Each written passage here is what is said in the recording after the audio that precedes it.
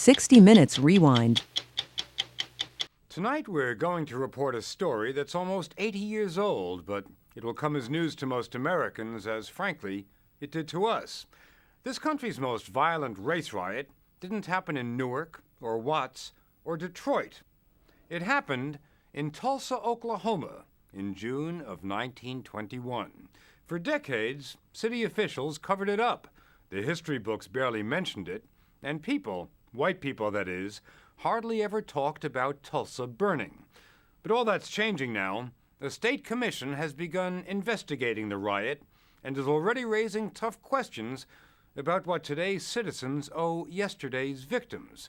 And it's revived memories for George Monroe of a night 78 years ago when his mother saw 4 white men walking up to their house carrying torches.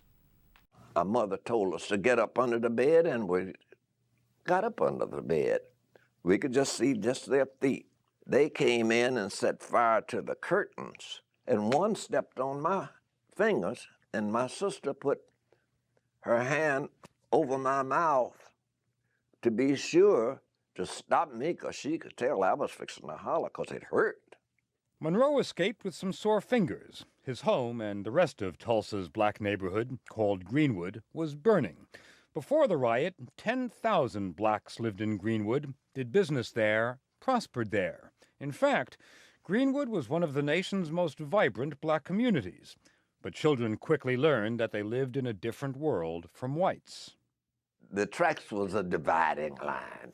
Now, every Sunday, we would climb on top of the coal car and throw enough coal on the side of, on our side, and I guess they did the same thing, but every Sunday we had a good coal fight. We would throw at them and they would throw at us. Like a kid's little riot? That's a good description of it, like a kid's riot. That's right. The kids, of course, learned from the adults. There was total segregation, wasn't there? Oh, that was the wonder of it all. After Oklahoma became a state, the first law passed by the Oklahoma legislature was Senate Bill 1 that completely segregated the state. Don Ross represents Greenwood today in the state legislature. He's one of the prime movers behind the campaign to uncover Tulsa's dirty little secret. How old were you when you heard about the riot of 1921? I was 15 and in high school. You hadn't heard about it until you were 15. Never heard, didn't believe it. What Ross heard then is that on the morning of May 30th, a young black man got into the elevator of a building downtown, and that the elevator operator, a 17-year-old white girl, screamed. The Tulsa Tribune, which was the afternoon daily newspaper, printed a fantastic write-up of this event. They had a front-page story that said, "Nab Negro for attacking girl." Within the next hour, there's lynch talk on the streets of Tulsa. Historian Scott Ellsworth has been studying the Tulsa riot for 20 years. It's not just an academic quest for Ellsworth. He was born and raised in Tulsa.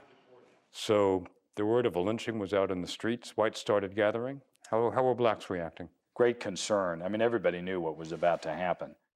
Many of Tulsa's blacks were veterans of the First World War and armed.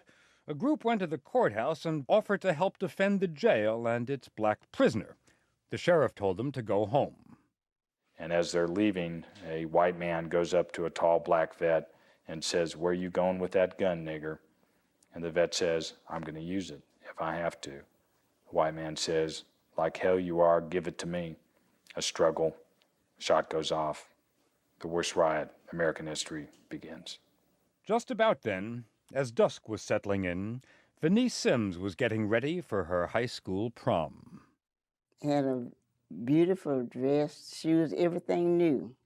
And even some borrowed pearls. The seamstress had let me have her borrowed pearls to wear, everything. Do you have a boyfriend? Sure. Secretly, my daddy didn't allow us to court, but I had one.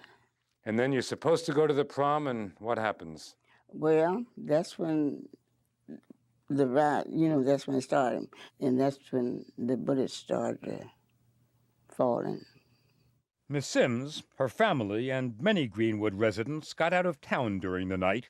Others stayed and fought, but by dawn, they were overwhelmed. Right before dawn, as many as 10,000 whites descended upon Black Tulsa. Opening fire? Opening fire.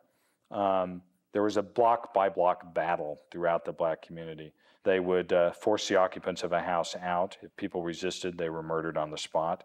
The homes were looted, and then they were set fire to.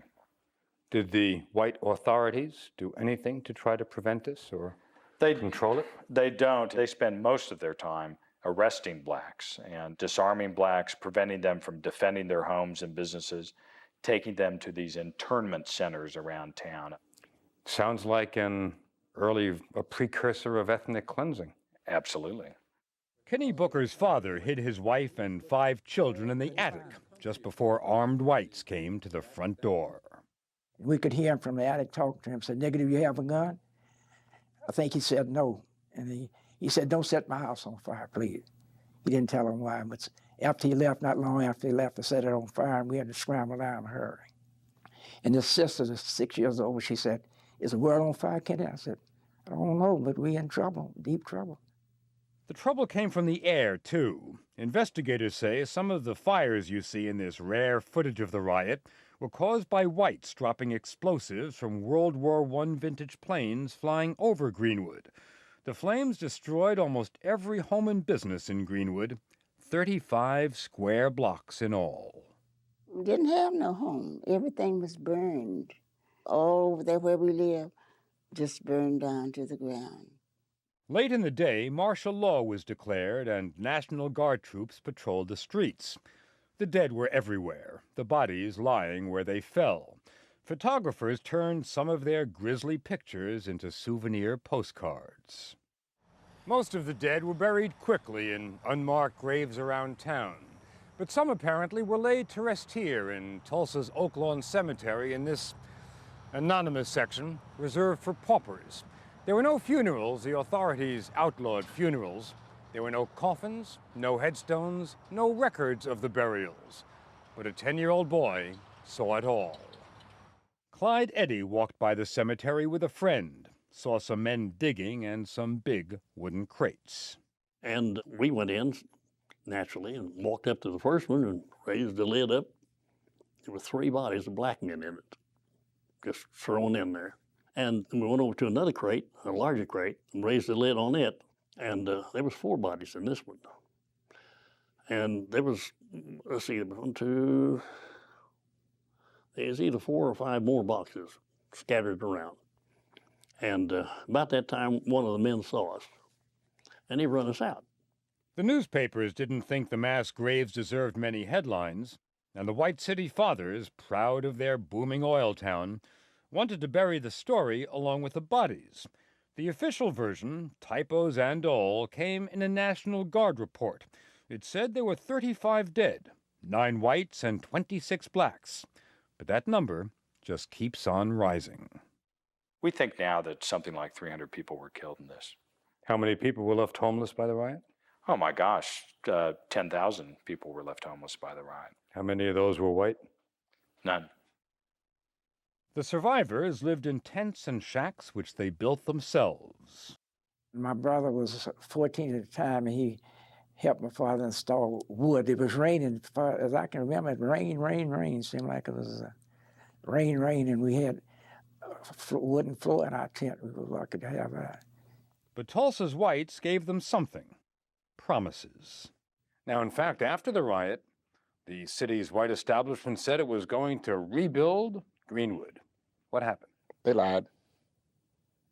Not a dime. They proceeded to pass a fire ordinance that said, in effect, that you cannot build on property that had been burned. They wanted to starve blacks out of the land. They made it known to all philanthropic groups, we don't want your money. We would take care of our own. And there would be no problem. They spoke. They lied. Courts and insurance companies paid some damage claims filed by whites. All black claims were rejected. A grand jury filed no charges against whites. 57 blacks were indicted for rioting. And in fact, they'd put up one hell of a fight.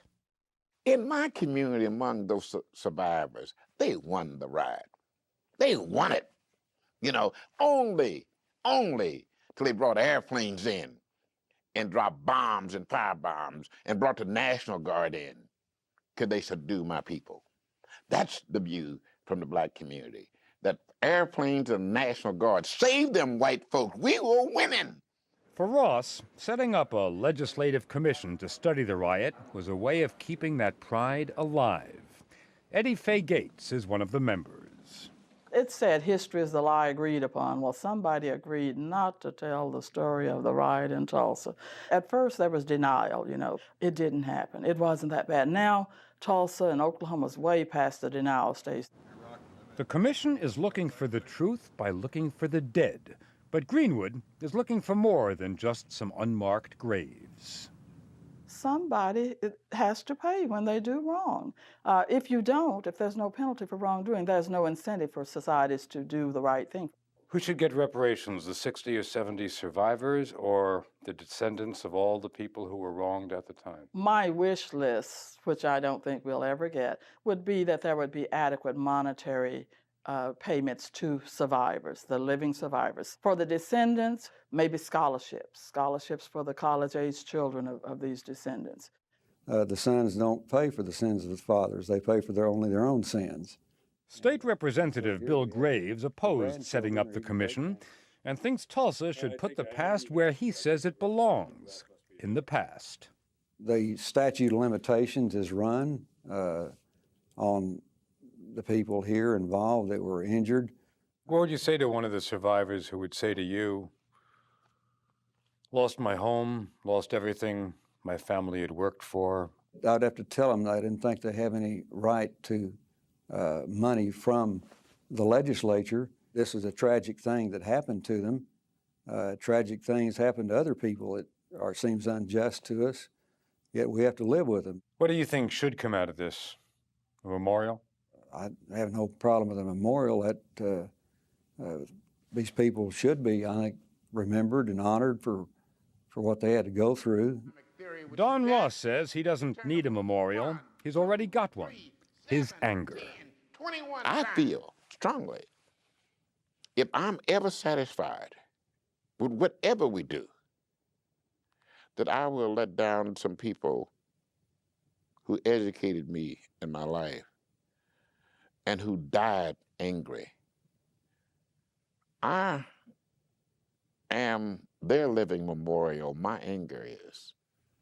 But George Monroe, the kid with the sore fingers, has a longer view about reparations, about monuments, and about everything that's happened and not happened in Tulsa since that dark day in 1921. It's still here, even today in Tulsa, Oklahoma. Segregation is still here. It's still here. But it's loosening up a little bit now. So 75 years after the riot, segregation is loosening up a bit. A bit. That's a good description, just exactly what you said, a bit.